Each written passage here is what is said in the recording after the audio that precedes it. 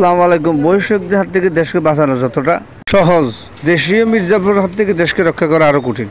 ক্ষমতার জন্য রাজনৈতিক অনৈক্য, প্রতিহিংসা, দুর্নীতির বৈশিষ্ট্য নষ্ট করার জন্য জনগণের কষ্টের টাকা দিয়ে তিলে তিলে করা অর্জিত জাতির সম্পদ আগুনে পুড়ে চায়। এই মির্জাফরের শাস্তি হওয়া অবশ্যই উচিত। এই অন্তর্বর্তীকালীন সরকার ক্ষমতা বসার 4 মাস 18 দিনের সময়ে সচিবালয়ে আগুন লেগে যায়।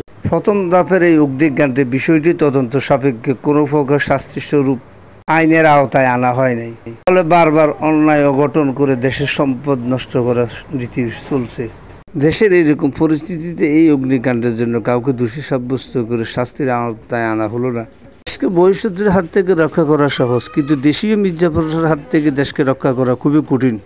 কিছুদিন আগে চট্টগ্রামের ইপিজেডে গার্মেন্টস ফ্যাক্টরিতে অগ্নিকাণ্ড, ঢাকা মিরপুরে অগ্নিকাণ্ডে 2টি গার্মেন্টস ফ্যাক্টরি, কয়েকদিন না যেতে শাহজালাল আন্তর্জাতিক বিমানবন্দরে অগ্নিকাণ্ড। দেশের মানুষ মনে করে এই অগ্নিকাণ্ডে বিদেশি ষড়যন্ত্র ও দেশীয় মির্জাফরের সহায়তায় হয়েছে।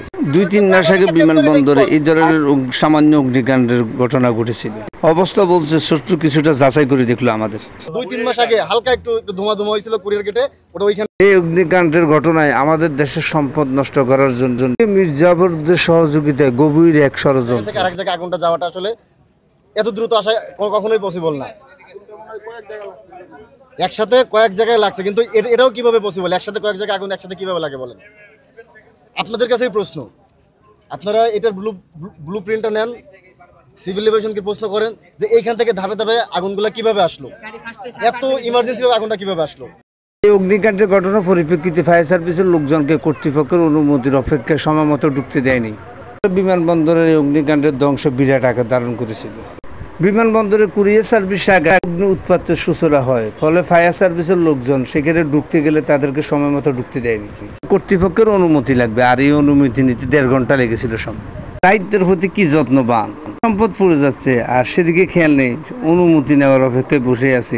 এখন থেকে ফাঁসের বাসায় আগুন লাগলে সেখানে অনুমতির অপেক্ষা নিতে হবে, পানি মারবো কিনা। পরিস্থিতি ভবিষ্যতে সেরকমই দাঁড়াবে।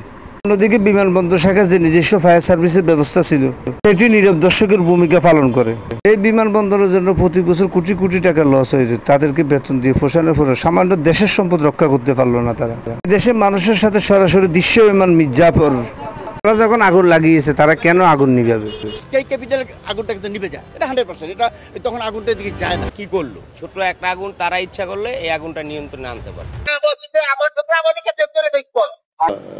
যতটুকু জানতে পেরেছি সেই ঘটনাগুলো তদন্তের মাধ্যমে বের হয়ে আসবে। বাট এই কর্তৃপক্ষ হচ্ছে সেটা কন্ট্রোলিং বিমান, সিএনডিএফ এজেন্ট, কাস্টমস অ্যান্ড যদি কুরিয়ার থেকে তার। আন্তর্জাতিক শাহজালাল বিমানবন্দরে দিনের বেলা অগ্নিকাণ্ড হয়েছে, এর দায়িত্ব রাষ্ট্র বা জনগণ কেন নেবে? যারা দায়িত্বে নিয়োজিত এবং অপরাধী তারা এই দায়িত্ব নেবে।